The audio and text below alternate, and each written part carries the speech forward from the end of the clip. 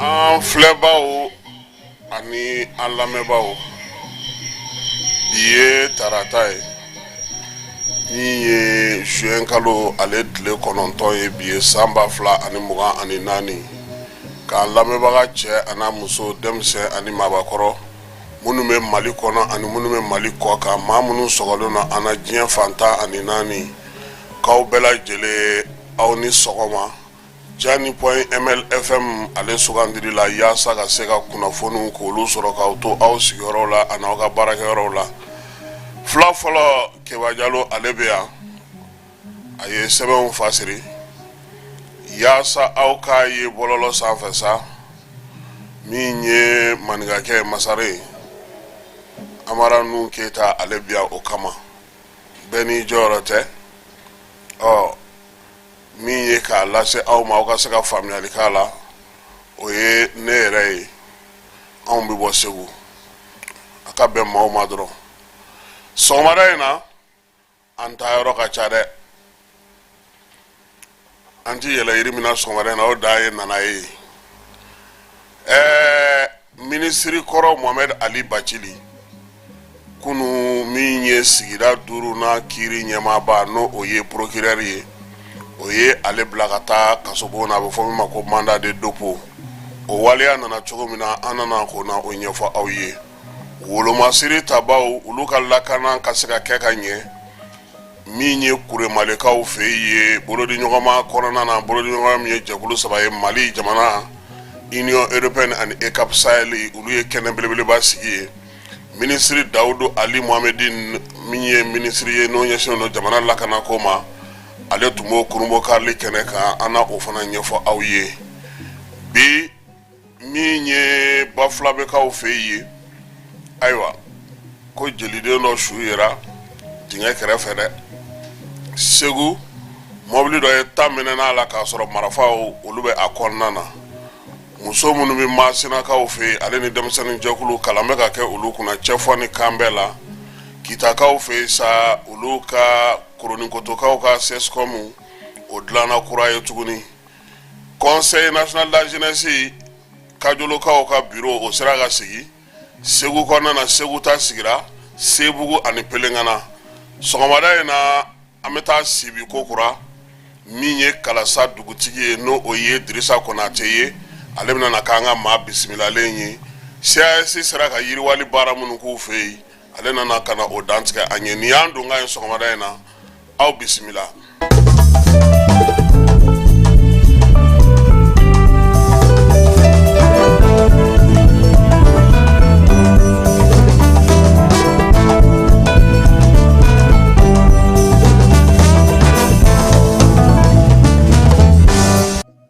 sɔgɔmada in na an bɛ Amadu Baba Jalo fo ORTM kɔnɔna na ni bɛɛ lajɛlen b'a wele ko Apollo ale ye producteur ba ye min ye ORTM kɔnɔna na maa min don a cɛsirilen don a timina ka di kosɛbɛ n'i ye ja dɔn ka tɛmɛ Apollo kan dɔrɔn o ye jago bannen ye ko a Jalo an b'a fo k'a waleɲuman dɔn ka ORTM baarakɛla bɛɛ lajɛlen fo Eriki ni o ye Alassane Baba Jɔnbele ye directeur k'an b'a fana fo a ka baaraw kɛcogo ɲuman na bozolakaw olu fɛ yen furu o ti dala dugu o dugu la kalan ti dala dugu o dugu la diinɛ jɔnjɔn tɛ maaw bolo dugu o dugu la baara ti dala dugu o dugu la siniɲɛsigi tɛ o dugu ye nin waati in na samiya de bɛ ka don ni samiya bɛ ka don o ye labɛn ye bɛɛ lajɛlen b'a dɔn k'a fɔ ko n'a tigi de bɛ yaala Keba maa min ma sɔn ka wɔsi a denmisɛnninama n'o kɔrɔla bɛ kɛ delilikɛla ye sigi n yɛrɛ ma bolo sɔn bolo tɛ Ala fɛ dɛ n'i ye ɲɔ caman susu i ta ye ɲiɲɛ caman ye nka ɲɛɲɛ fo ka taa diɲɛ wuli ale tɛ se ka kɛ fɔyɔ ye nkalon de bɛ d'a la n'o tɛ fini de bɛ kɛ fɔyɔ ye ka bɛɛ fo ka bɛɛ waleɲuman dɔn sɔgɔmada in na Bamakɔ nɔgɔn bɛ dɛ cɛsiri dun bɛ sen na ko yaasa duguba in ka jɛ anw kɔni bɛ min f'u ye duguba ti jɛ n'a kɛlen don bɛɛ sigiyɔrɔ ye dɛ duguba ti jɛ cogo si de la sariya minnu fɔlen don duguba sigikanw kan ko n'olu tɛ bato dɛ. Duguba ye duguba de walima a bɛ labila a bɛ kɛ dugu ye dugu min ka di bɛɛ lajɛlen ye. Dugu min na don o don i bɔtɔ i b'a ye k'a fɔ maaw taara sugu kura sigi.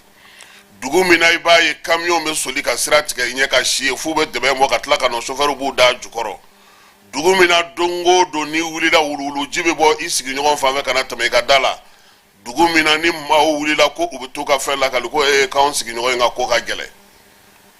A soso n'a dabi n'a ɲɛbɛrɛ n'a ntatakulu ye u bɛ maa min fɔlɔ fa o ta anw ye. Duguba in nun kɔnɔ bi siraba caman bɛ yen ka foli ɲɛsin délégation spéciale ma a n'a ka président n'o o ye Bala ye o n'u ka baarakɛlaw bɛɛ lajɛlen ka taa se lieutenant ma a n'a ka maaw voirie kɔnɔna na u bɛ dɔ la nka foro ka bon dɛ. N'o tɛ nin waati laban in na siraba ka dɔgɔ Bamakɔ u ma min lafɛrɛ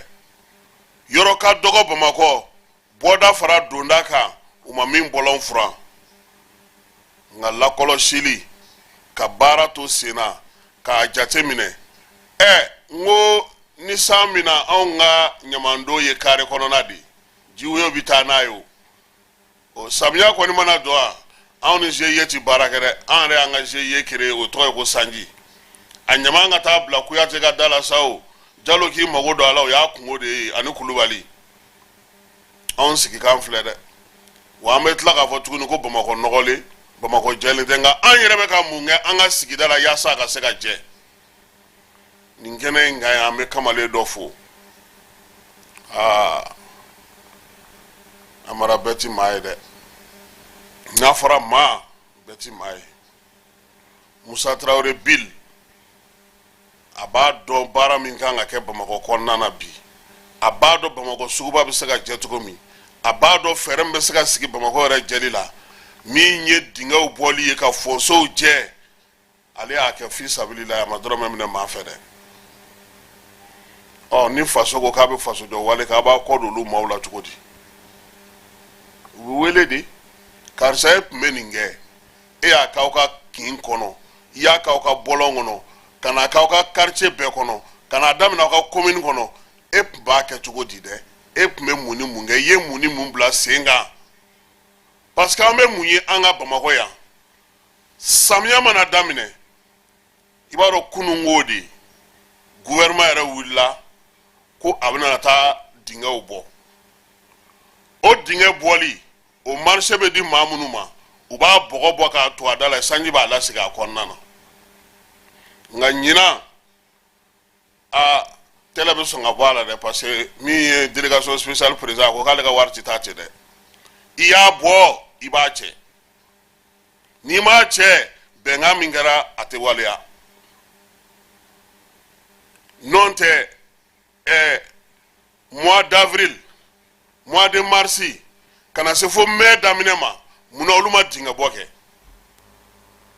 juillet dingɛ bɔli yɔrɔ kɔni o ye tɔka jɛ ye bi an y'a ye k'a fɔ wulikajɔ caman kɛra fɛɛrɛw bɛ ka kɛ min ye ɲamancɛ ye a kɔni kɛlen don suko ni dugusajɛ ye nka o bɛɛ n'a ta min ye ji nɔgɔ ye ale bɛ fɛn minnu cɛ ka na olu bɛ ka caya n'o tɛ an famana ka min ye Bamakɔ ya seliba ka ban ka suguba jɛlen to o kun famana ka kɛ dɛ o de la an ka bɛ délégation spéciale fo halisa u ka dɔ fara cɛsiri kan sɛbɛnnikɔrɔ sira anw tɛmɛna fɛ o don maaw bɛ k'u torin ka na dɔɔnin dɔɔnin yɔrɔ fiyadigi a n'a kɛ kow dilanna k'o di o tigiw ma ye ni min ka di min ye o k'o k'o k'a ye kamiyɔnba bɛ tiɲɛ a kan ye wuluwulu bɛ bɔ a kan ye lavage bɛ k'a kan an bɛ jɛgɛ wɔrɔ a sanfɛ an bɛ esansi feere an b'an ka mobiliw tiɲɛnen jɔ ye an bɛ fɛn bɛɛ kɛ mototigiw sira fɛn fɛn ka di an y'a bɛɛ kɛ sa bɛɛ bɛ ka fɛn bɛɛ kɛ ale kɔni sariya t'ale kan dɛ an yɛrɛ na taa jani studio sigi a camancɛ la ka kura kibaruya de maa tɛ kuma maa fɛ o bolofili min bɛ kɛ fiyadigi nka est ce que a bɛ kɛ yɔrɔ kan k'a daminɛ Tour d'Afrique la ka taa se wara ka sirafara la feerelikɛla min b'a kan mun kɛlen don ka sira yɛrɛ minɛ aw taara miliyari don fɛn na aw tɛ se ka o lakana mɔgɔw ka tɛmɛ nin ye aw tɛmɛyɔrɔ ye aw k'an ka tɛmɛ tan ninnu k'an ka tɛmɛ tan aw ka wuli ka bɔ yen o dɛsɛlen don ka kɛ mairie district mɔgɔw nana olu nana cɛncɛn cɛ ka bɔ sira in kan u y'u kɔ don yɔrɔ min nafɛn feerelaw nan'u sigi gudɔrɔn kan u nɔ na wa u sigilen don hali bi hali sisan n'i bɔra cour suprême cour d'appel kogo kɔrɔla bɛɛ falen don feerelikɛlaw la sɔɔni yɛrɛ u bɛna gudɔrɔn tigɛ mɔgɔw la wa côté dɔ in beneen ko ka siège yɔrɔ in k'a ta o la o fana kamiyɔnbaw ni citerne kɛlen don k'o kɛ u ka station ye e bɛ mobili boli cogo di sisan kɔni an ka wuluwuluw bɔ wagati de ye sisan ye n'a b'aw débrouiller a ka débrouiller o y'aw kungo de ye bɛɛ b'a ka ɲaman ni fili carré kɔnɔ Bamakɔ o de la ne ko n ko duguba tɛ bɛɛ sigiyɔrɔ ye a kɔni ka ɲi waati dɔ sera an yɛrɛ k'a lajɛ min bɛ se ka kɛ an bɛ se ka mun kɛ an yɛrɛ dugudenw damaw ka ɲɔgɔn lajɛ ka kuma ɲɔgɔn fɛ tiɲɛ yɛrɛ la aw ka jinɔgɔ bɛ bɔ sanfɛ a fɔra ko ji kelen bɛ se ka tɛmɛ mɔgɔ ka da la o ye samiya ji ye wuluwulu ji tɛ se ka mɔgɔ tɛ se ka wuluwulu dilan k'a bila carré kɔnɔ k'a kɛ mɔgɔw tɛmɛyɔrɔ ye yɔrɔ dɔw bɛ zɛrini na n'i ye yen ye samiya fara tilema ka san kalo 12 bɔtɔbɔtɔ de bɛ yen wa a si tɛ foyi ye maa minnu bɛ u ka wuluwulu dingɛw to yen u tɛ wuluwulu dingɛ sen u bɛ ji bila ka na carré kɔnɔ a bɛɛ ka fisa f'i ka fara da n'i ye fara da ji tɛmɛsira in a ye autorisation de d'u ma sa o mais ne ko commune 6 mɔgɔw u ka minnu bɛ saniya ko kɛ olu ka commune 6 kɔnɔ olu ne t'a dɔn u taara yɔrɔ min na quoi n'o tɛ nin ye wari sɔrɔ tuyauba de y'u bolo n'u wulila sisan ka jigin nin yɔrɔ ninnu na fossé bɛ sen walima a b'a wari sara parce que yɔrɔ dɔ bɛ a bɛ ka goudron bɛɛ tiɲɛ et puis an b'a fɔ ministre de l'équipement mɔgɔw ɲɛna u ka na 26 mars kɛrɛfɛ goudron in ayiwa dingɛ minnu kun kɛlen don cɛncɛn fɛ ji taara n'a ye a bɛɛ kɛra kɔlɔnw de bɛ yen sisan dɛ ni anw ta tɛ ni de bolo an ta ye kɔlɔn de ye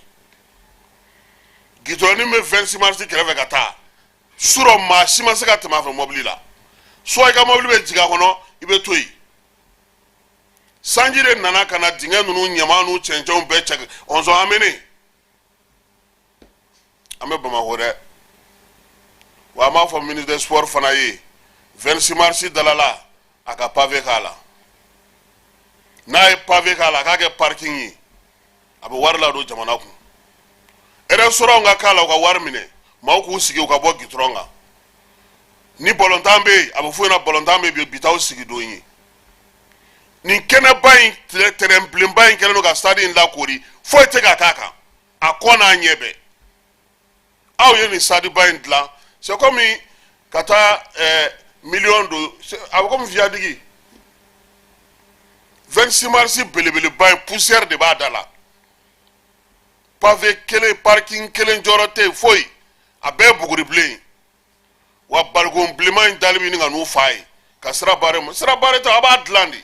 n'a y'a dilan a b'a kɛ parking ye n'a y'a kɛ parking a bɛ wari ɲini a la concert kɛyɔrɔ ni fɛn bɛ fɛn min na esplanade de don CICB dalala la a kɔlɔlɔ la a bɛɛ ye pavé ye n'a ye cɛ jɛ a b'a feere fo kuru mais ɲinan kɔni an bɛ dugawu de kɛ komi météo mɔgɔw yɛrɛ ko san bɛna bila 2 ni dɛbɛ la ni tile 2 in na u ko ten dɛ ko nin wagati an filɛ ka se yɔrɔ min ma sisan samiya tun bɛ retard de la yɔrɔ nin na kɔni maaw ka wuluwuluji t'ale don i kan f'i ka salon kɔnɔ kɔni o fana sanji ka don i kan o man fisa wuluwuluji ka taa don i kan ye wa sisan i bɛ ɲinɛw de fogonen Bamakɔ carré kɔnɔnaw la ɲinɛw fogonen wulusiw ni fɛnw yɔrɔ fali su t'i ye sisan o an t'a dɔn fali su bɛ taa yɔrɔ min na saga su t'i ye sɛ su t'i ye sisan kɔni toto ninnu ni fɛn ninnu de su b'i ye olu de bɛ siraw kan ye Bamakɔ bagan dɔ bɛ olu su t'i ye dɛ hali n'i taara sɛ feere yɔrɔ i tɛ sɛ su ye sisan o ne ma fɛn fɔ dɛ ne ko de ko ne t'a su de ye n tɛ bagan su ye n tɛ sɛ su ye n tɛ pigeon su ye n tɛ saga su ye nin bɛɛ tun bɛ ye fɔlɔ yan nka bi taa sɛ feere yɔrɔ la i ka taa fɔ k'u bɛ ka sɛ kantigɛ yɔrɔ min u bɛ sɛ si de cɛ ka k'i kun sɛ su tɛ yen dɛ kɔngɔ b'an na o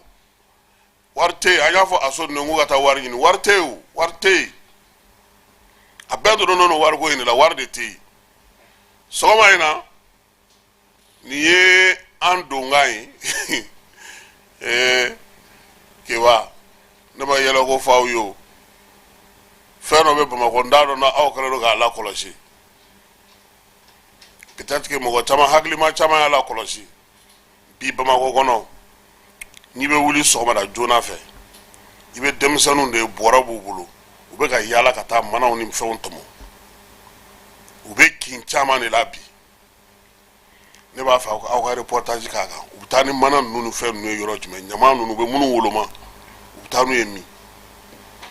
parce que a kan ka ɲɛɲini donc Bamakɔ jɛya a bɛ Bamakɔkaw de bolo an bɛ dugawu kɛ Ala ka hakili ɲuman d'an bɛɛ ma parce que an bɛɛ bɛ a la sisan an bɛ segin ka na kunnafoni kɔnɔna na nka an bɛ taa fan fɛ fɔlɔ an bɛ sɔrɔ ka na kunnafoni na.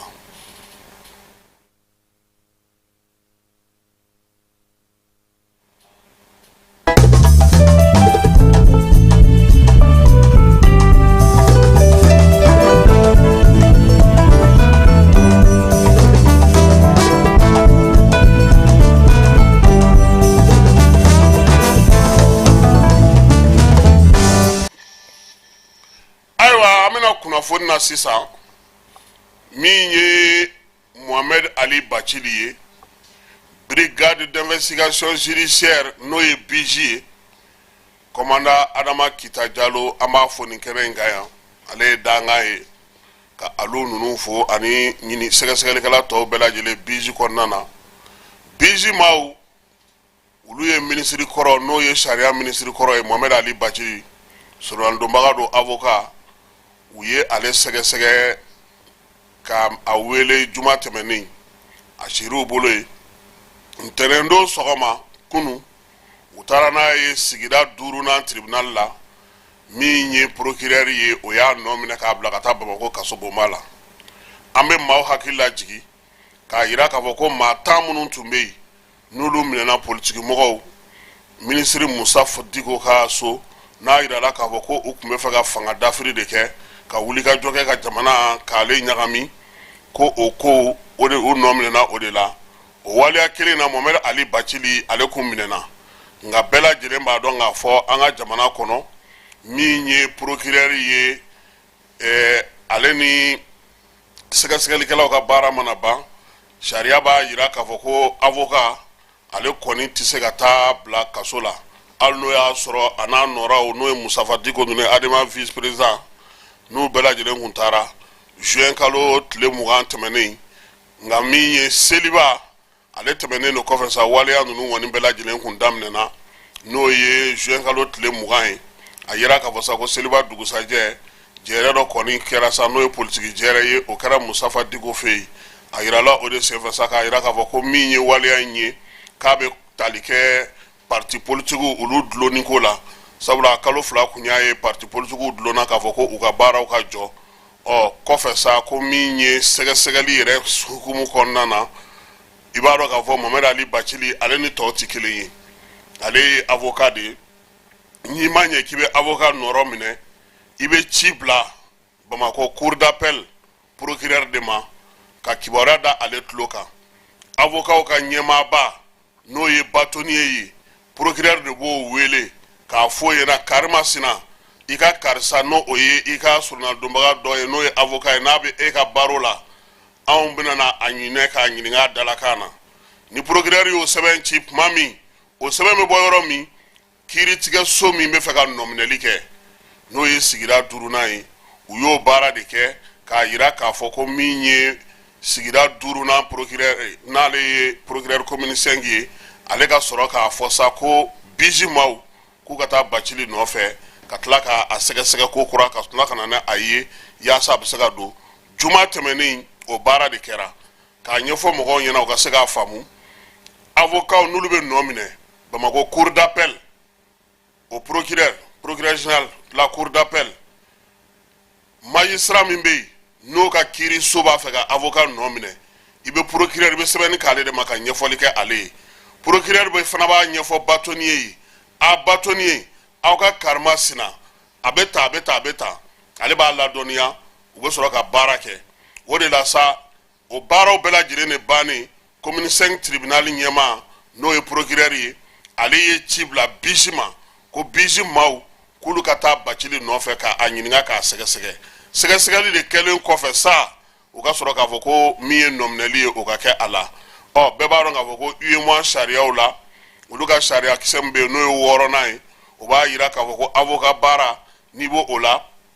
i kan ka sɛbɛnni kɛ i kan ka sɔnnalidonni kɛ o b'a to i ka baara o bɛ i yamaruya i kana minɛ k'a sɔrɔ a ma ɲɛfɔ procureur cour d'appel ye k'o baara min kɛra sa o de la sa chambre d'accusation mɔgɔw olu y'a yira k'a fɔ ko min ye Batoni ye k'a ladɔnniyara a kibaruyala ko in na baara in kan ka kɛ cogo min na donc min ye nominɛli ye a kɛra ten de pour que ka se ka Bacili ale kɔni nɔrɔ minɛ k'a bila kaso la nin waati in na ani tɔ ninnu bɛɛ lajɛlen ka kiiri olu don kan ka tila ka fɔ mɔgɔw ɲɛna min ye Bamako ale sigida 5nan o tribunal fɛ Kuremalekaw fɛ yen yɔrɔba kura dɔ jɔra yɔrɔ min ni ale bɛna n'a to wolomasiri tabaw min ye polisiw gendarmew gardiw douaniers eaux et forêts minnu bɛ o yɔrɔ la ye olu ka se ka baara kɛ so belebeleba in a jɔra Union européenne ale fɛ u ka jɛkulu min tun b'an fɛ n'o ye ECAP Sahel Mali ye ale ni Mali jamana yɛrɛ kurumbo karili o kɛra dɔgɔkun tɛmɛnen ministre min bɛ lakanako kunna an ka jamana kɔnɔna n'o ye général de brigade Dawudu Ali Mohamedine ye ale tun bɛ yen a n'a ka ministre so maa caman ka taa se a ka baarakɛlaw caman fana ma olu bɛ ne tun bɛ kɛnɛ kan min ye ECAP Sahel yɛrɛ ɲɛmaa ye n'o ye Gɔrɔbaw Kɔliding ye ale tun bɛ yen Union européenne ka chargé d'affaires par intérim Michel Kenop o fana tun bɛ a kɛnɛ kan ale ni maa falen wɛrɛw ka fara ECAP Sahel maaw kan bonyamasego ni kunbɛli kumaw fɔlen maire ale ni dugutigi fɛ min ye Kuremalekaw u y'u ka nisɔndiya yira kosɛbɛ nin kɛnɛ in sigili la yaasa ka se ka lakana sabati olu fɛ yen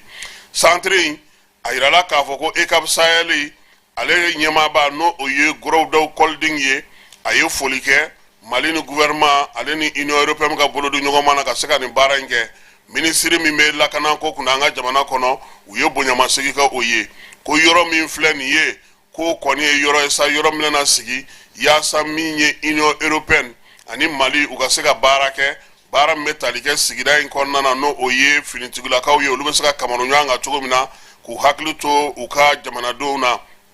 n'a tɛ Mali ni Laginɛ dancɛ la min ye wulikajɔ ni baara minnu kan ka kɛ dugudenw lakana ni ko ka o kɛ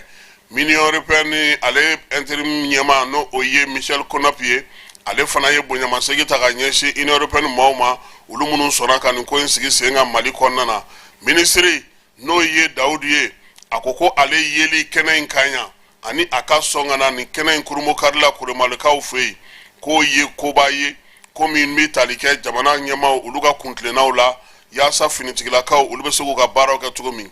ko min ye kurumbo karili ye k'o kɛrɛfɛla la k'a kan k'a fɔ bi don in na ko min ye Mali jamanadenw ye olu ka laɲini ye u ka finitigilakaw an'u dɛmɛbagaw olu bɛ se cogo min na ka baara kɛ ko nka ko baara mun don k'a bɛ kɛ ka kɛ ni kuntilenna ye kuntilenna min ni jamanakuntigi n'o ye colonel Asimi Goita n'a y'o fɔ Mali ale ka yɛrɛma hɔrɔnya o sabatili min ye maliyɛnw olu hakilinaw tali fɛn min bɛ malidenw nafa o ko saba ko ni maa ma sɔnna o ma k'i n'olu bɛ baara kɛ a ko fana k'a bɛ sinsin sariya sunba o talatigɛ 34 na min sigira sen kan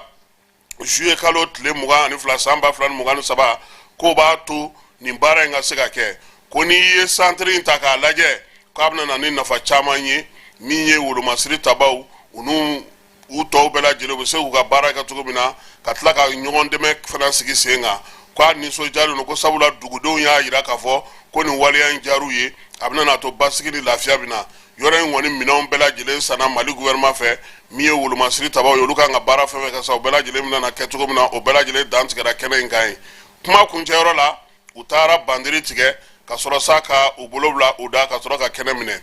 Bafula bɛ k'aw fɛ yen min ye jeli dɔ ye jeli denmisɛnnin dɔ ale kɔni su taara sɔrɔ a dalen a ka moto kan u y'a fɔ ko su in yɛrɛ tun bɛ dingɛ de kɔnɔna na waleya in kɛra juma tɛmɛnen n'o o ye juillet kalo tile 5 ye Kɔntelakaw fɛ yen Birafara min ye bafulabe ale kɔnɔna na min ye kamalen ye ale yɛrɛ kɔntela ka de ka bɔ sabu sere a yirala k'a fɔ sa k'a kɔni kun nana bira farakaw fɛ yen ka na kɔɲɔ de la sigida maaw y'a yira k'a fɔ ko kɔɲɔ in kɔni bannen sa alamisa su kamalen de ɲinina sa fin jɛ juma su kamalen de ɲinina sa fin jɛ a ma ye o dugusajɛ kɔni u taara sɔrɔ sa a kunkolo cilen o dalen don a ka moto pinɛ kan min ye a fan tɔw k'olu bila dingɛ kɔnɔna na ko siganamaa dɔ kɔni minɛna sibiri tɛmɛnen gendarmerie maaw fɛ sɛgɛsɛgɛliw bɛ sen na yaasa ka se ka nin ko in ale ɲɛdɔn segukaw fɛ yen min ye kamalen dɔ ye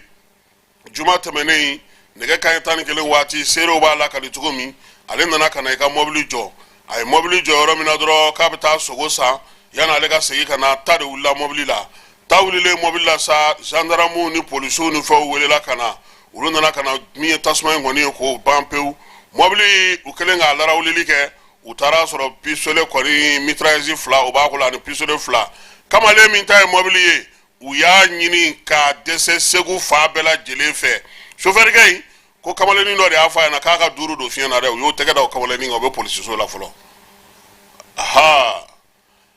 Maasinakaw fɛ yen Masina baara min bɛ sen na sa o ye CAD ye Coalition des Alternatives Africaines k'olu ye kalansen sigi sen kan kunungo Masinakaw fɛ yen tile fila kalan maa 50 ɲɔgɔnna k'olu ta min ye dugukolokow ye ale ni dugukolo ɲɛnabɔliko togodaw la olu bɛ se ka kɛ cogo min na u b'o faamu cogo min Masina lajɛ in kɛkun ye min ye o ye sa dugudenw yɛrɛ kan k'a dɔn k'a fɔ u kan ka bɛn cogo min na min ye u yɛrɛ ka ɲɛmaaya ta u ka dugukolokow la fɔnkɔɲɔgɔnkɔw ka dɔgɔya kosɛbɛ kalan in kɛkun ye fana min ye duguden ɲɛmaw ye ani kafo ɲɛmaw olu ka se ka sigi sen kan ko CAD kɔni dɛmɛna suédois olu ka baɲumankɛ tɔn nɔfɛ min ye ASD ye Gundamukaw fɛ yen u ye ɲɔsusu masin k'o di musow ma ka kalan kɛ u kunna sa kiribikiribifɛnw olu tali la min ye minan ninnu kɔni dira nin kalo in tile 7 n'o o yɛrɛ bɛnna dɔgɔkun tɛmɛnen ma u y'a yira k'a fɔ sa k'a kɛra dugu min na sa o ye Fatakarakaw ye commune rurale min bɛ yen n'o bɛ Tele ye ko min ye nin ko in ye a labɛnna maa minnu fɛ o ye muso jɛkulu minnu bɛ yen n'o ye Espoir Mali ye a n'a dɛmɛbaga jɛkulu n'o ye musow faralen ɲɔgɔn kan alliance kɔnɔna na k'a kɛkun ye sa musow olu yɛrɛ ka se k'u jeniyɔrɔ fin u k'u jija u k'u kirisi kiribikiribifɛnw ma dɔrɔgu n'a ɲɔgɔnnaw alliance ka baara in k'a tɛ da musow dɔrɔn ma koyi ko denmisɛnninw fana b'a la yaasa u bɛ se k'u yɛrɛ kɔlɔsi cogo min baara in kɛkunba kɔni kun ye min ye maa minnu bɛ yen n'olu kɛlen don k'u yɛrɛ mabila nin waati in na ka t'u yɛrɛ di dɔrɔgu ni a kaw ɲɔgɔnnaw ma sa denmisɛnninw ni musomisɛnninw k'olu bɛ se ka kisi cogo min na nin sigida ninnu kɔnɔna na dugudenw olu ka ɲɛfɔli ka se ka kɛ olu fana ye Kitakaw fɛ yen Kita commune min bɛ yen n'o ye Koroninkoto ye o ye Kebaw ka yɔrɔ ye ale bɛ Kita région kɔnɔna na k'u ye dɔ fara u ka CESCOM bonya kan dɛ Keba CESCOM ko ale kɔnɔna na bi min ye dɔgɔtɔrɔso ye o bɛ yen gardien ale ni dɔgɔtɔrɔw olu fana ka baara olu fana ka finifalen yɔrɔ n'u ka minanbila yɔrɔw bɛ a kɔnɔna na ɲɛgɛn bɛ a la gwa bɛ yen min ye ɲɛgɛn 3 fana bɛ kuru kɔnɔna na maaw bɛ se ka lada yɔrɔ min na o fana bɛ yen gardien ale ka so o fana bɛ a la ko yɔrɔ in kɔni u y'a latɛmɛ dimanche tɛmɛnen dugudenw ma dugu ɲɛmaaw olu fɛ CESCOM directeur kɔni ko nin bɛna na ni lafiyaba de sabula maa 14 ɲɔgɔnna o de bɛ Koroninkotokaw olu fɛ yen wa min ye yɔrɔ in dilanli fana ye a nisɔndiya barika bonyana u ma kosɛbɛ a ɲininiw fɛ sa u k'u jija min ye nin kɛnɛyaso in ye a jɛlen o bɛ se ka to cogo min na denmisɛnninw ka bureau min bɛ yen n'o ye conseil de la jeunesse ye Kajolokaw fɛ yen k'olu kɔni ta sera ka sigi min ye Kajolo CNJ ye maa 25 de b'a kɔnɔna na muso 2 bɛ a la a ɲɛma o ye Burema Kone ni bɛɛ lajɛlen b'a wele ko Baba san 5 o dira ma ka se ka baara kɛ denmisɛnninw caman fana bɔra dugu kɔnɔna na yaasa ka na ye ni kalata in ale la Segukaw fɛ yen min ye Mahamani Alassane Mayiga ye ka taa se Modibo Traoré ma ani Dirisa Kanajigi olu de kɔni taara sa ka kɛ Segu yɛrɛ dugu kɔnɔna sifinw ka ɲɛma ye Sebuguta ale ni Pelengana baara in kɛra sibiri tɛmɛnen ɲɛmaaw bɛɛ lajɛlen o tun bɛ kɛnɛ kan yaasa ka se ka a ko dan tigɛ baara bɛ se ka kɛ cogo min na ko nin bɛɛ lajɛlen ɲɛbilaw don yanni conseil yɛrɛ région ne ko Bamakɔ ta bɛ cogo di mama ninnu ka ko bɛ cogo di Moro ninnu olu ye national olu ka national de kɔnɔ n'olu ma taa dugumata kɛ olu bɛna national cogo di kɛba u bɛ gɛlɛya dɛ i bɛ taa nagakɔrɔta de kɛ fɔlɔ ne hakili la de i ka commune na i ka ta ye fɔlɔ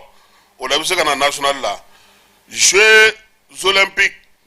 Mali ko min ye sifinw ye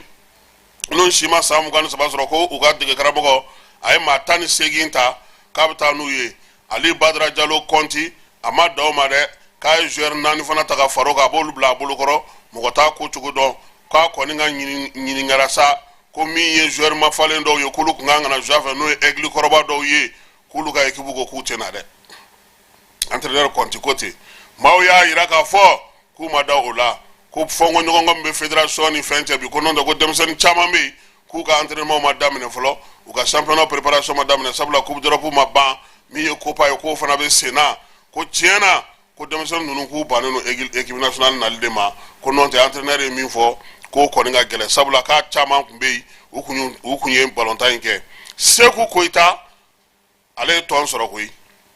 ale kɔni kɛra irisi ye sa o CSKA de Moscou k'a taara tɛgɛnɔ bila sɛbɛnna ye min ye ligue internationale ye a ka se ka contrat a y'o sɔrɔ ye san 3 contrat min bɛ so senna sa fo san 2027 an y'a fɔ aw ɲɛna cogo min an bɛ taa Sibi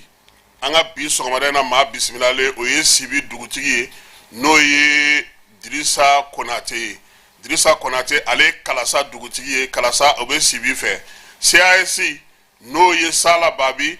ale n'a jɛɲɔgɔnw olu kɛlen don ka jɛkulu min sigi sen kan Sibikaw fɛ n'u bɛ musomaninw dege baara la bayɛlɛmaliw la o kɛrɛfɛ u bɛ ka baaraba de kɛ Kalasa jiko bɛ a la kalanko bɛ a la dɔgɔtɔrɔsoko bɛ a la min ye kuranko ka taa se ekɔlisoko ma nin bɛɛ lajɛlen b'a la ani Dirisa Konate n'o ye Kalasa dugutigi an masarala Keba Jalo jaw taara ale fɛ ɲininkaliw anw yɛrɛ ye o timɛ an ka jɛ an ka dugutigi lamɛn. Dirisa Konate depuis que procès ni se ne fɛ yan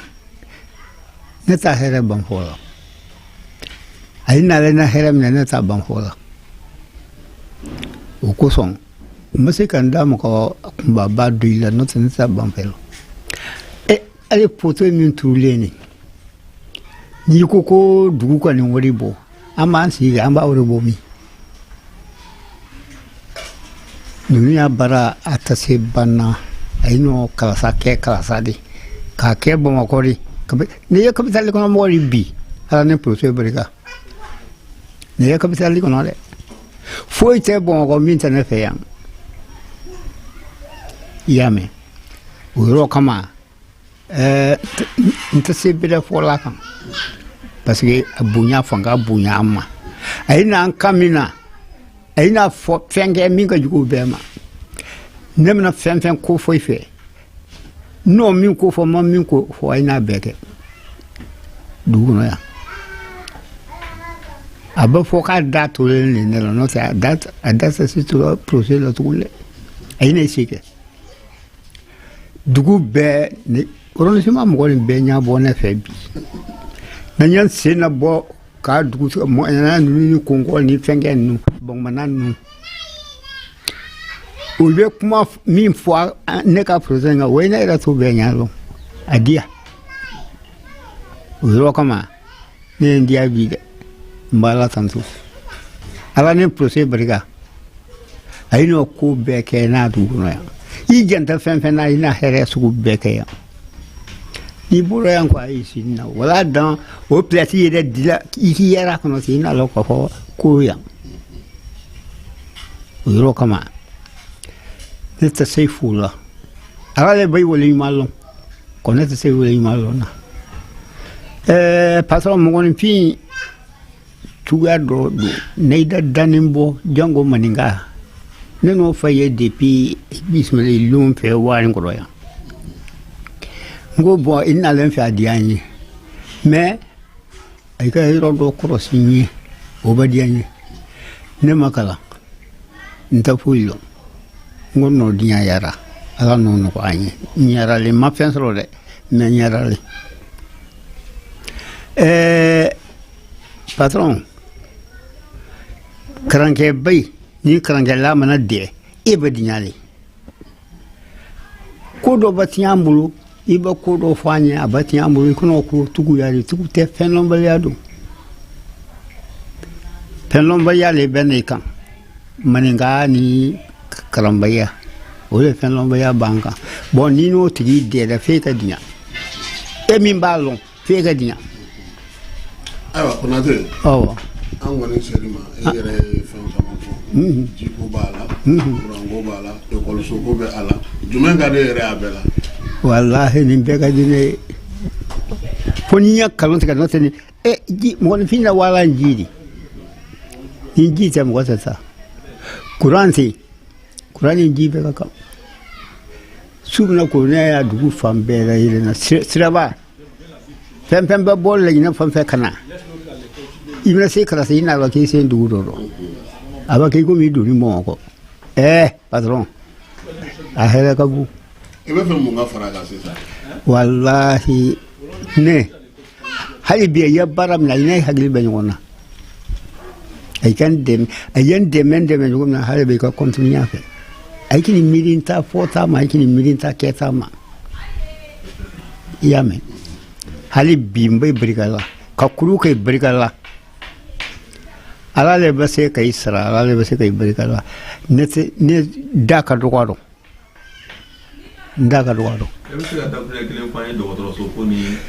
do so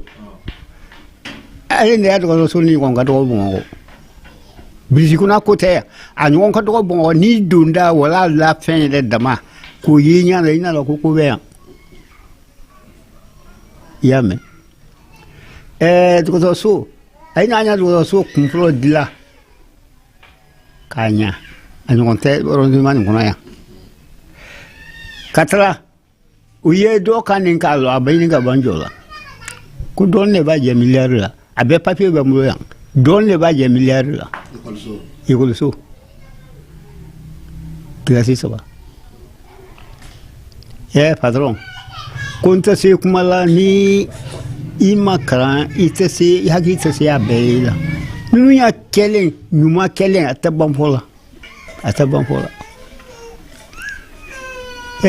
isini ni frani we beka numara we bena beka nun saima ni sire ala dawo era matena ena lo koko kala saya ni ala te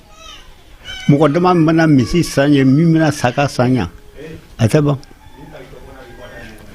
no ima ko mena ko wakati ni yora ibana no firima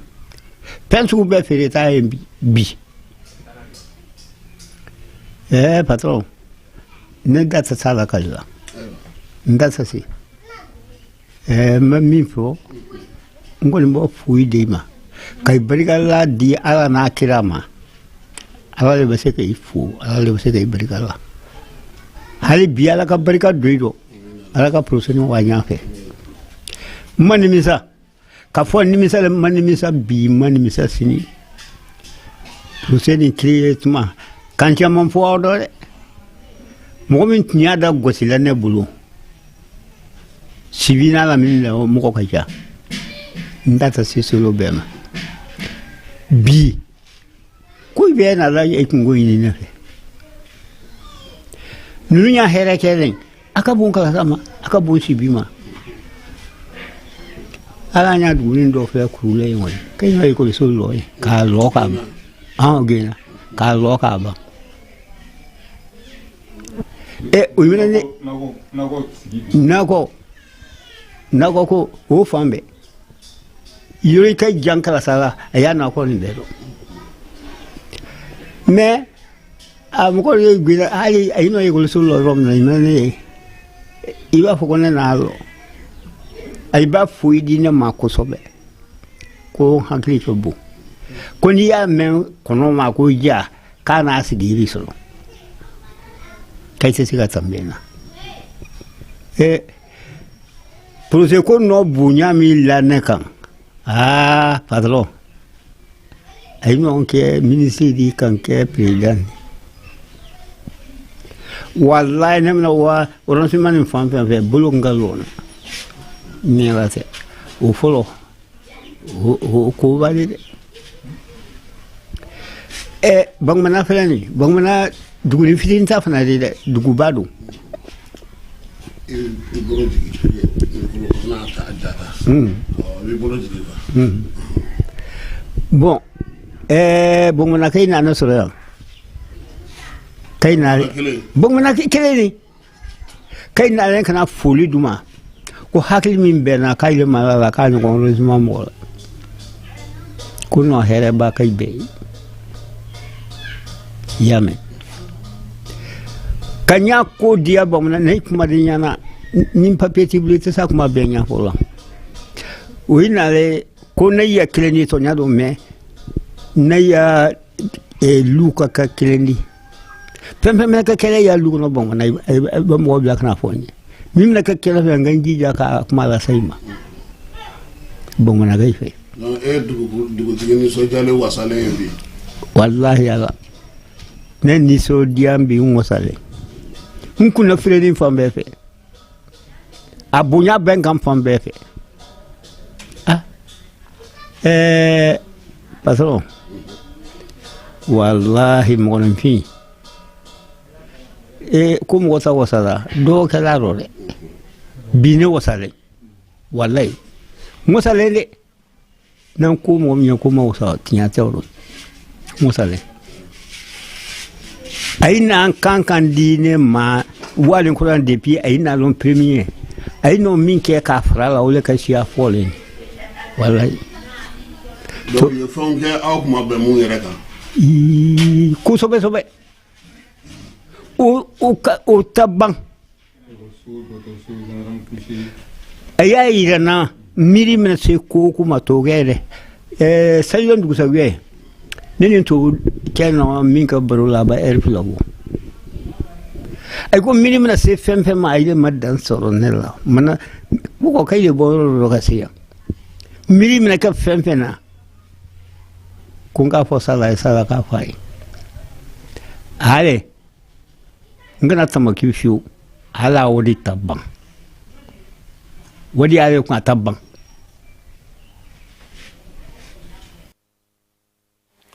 ayiwa nin tun ye kalasa dugutigi ye Dirisa Konate an b'a fɔ k'a waleɲuman dɔn k'a ka denbaya bɛɛ lajɛlen fo min ye Musa Konate a denkɛ ka foli ta ka ɲɛsin n yɛrɛ tɔma ma n'o ye Kasimu ye Kante k'ale fana fo radio partenaires an b'u bɛɛ lajɛlen fo minnu sɔgɔlen don an na an ka dugutigi coordinateur n'o ye Seydou Sangare k'a fo ka Sori Kɛmɛso fo Maraka Samake an b'a fana fo ka Kurube Jara fo colonel Sidi Lamine Traoré Ezo bamanan k'an ka foli bɛ s'a ma monsieur le ministre le génie Thierno Oumar Assi Diallo Boyina Babi Menakakaw fɛ yen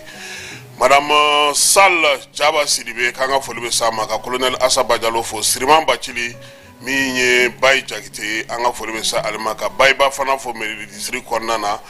Ablaye Ɲagate ale bɛ Faransi Ibrahim Tunkara bɛ Faransi Gawusu Traoré bɛ Faransi Sori Sako États-Unis Issa Konate États-Unis min ye Lucas Dakono ye ale fana bɛ États-Unis wɔlɔfɔw fɛ sa Ibrahima Sako k'ale fana fo ani Papis Diallo an tɛ ɲinɛ fiyewu min ye Amadou Gassama kɔ ale ni Jɔnkunba k'an ka foli bɛ se ninnu bɛɛ lajɛlen ma Amara Nun Keta Keba Diallo Kasim Traoré an b'a aw bila yan n'Ala sɔnna ma nɛgɛ kanɲɛ 18 an na ɲɔgɔn sɔrɔ ni Ala ma ko wɛrɛ kɛ.